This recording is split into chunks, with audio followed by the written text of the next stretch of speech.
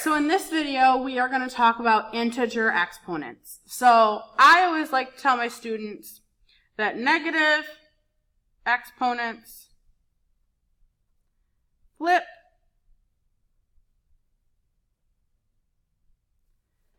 and positive exponents stay. So if you see a positive exponent, it stays where it's at. If you see a negative exponent, it's going to flip. So if it is on the top, it's going to flip to the bottom. If it's on the bottom, it's going to flip to the top. So in this example, the negative exponent is touching this 2, so the entire thing is going to flip.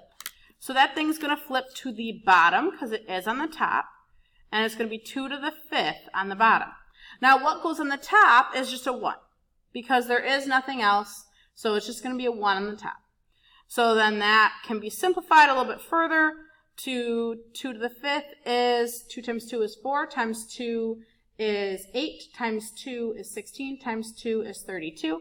So the denominator there is 32.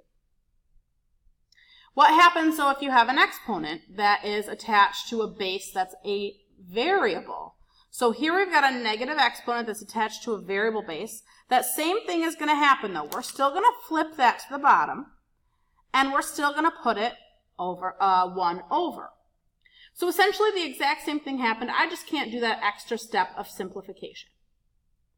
Okay, let's look at the next one. So we've got a number and a variable. So the question in this one is, what is that number touching? What is that negative exponent touching? Is it touching the number, or is it just touching the x? And the answer there is that it's just touching the x. So the only part that is going to flip is the part that's being touched by that negative exponent. So our 2 is going to stay, and our x to the 3rd is what's flipping onto the bottom.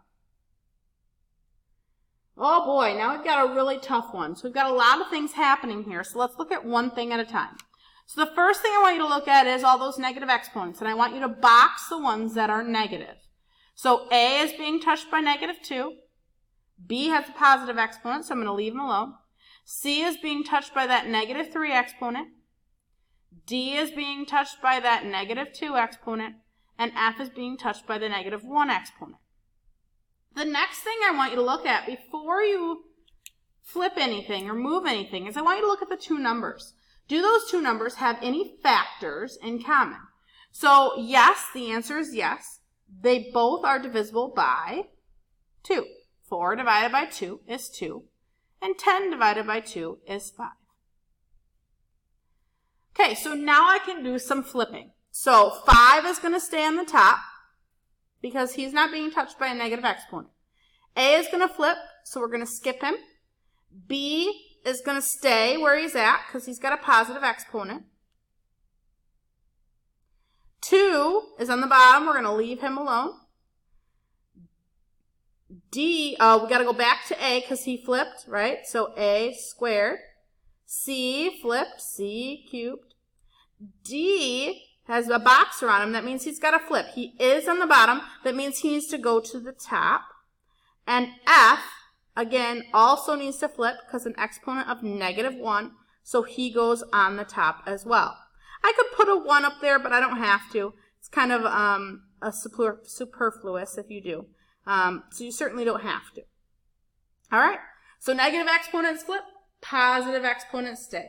You remember that cute little rhyme, and you're all good to go.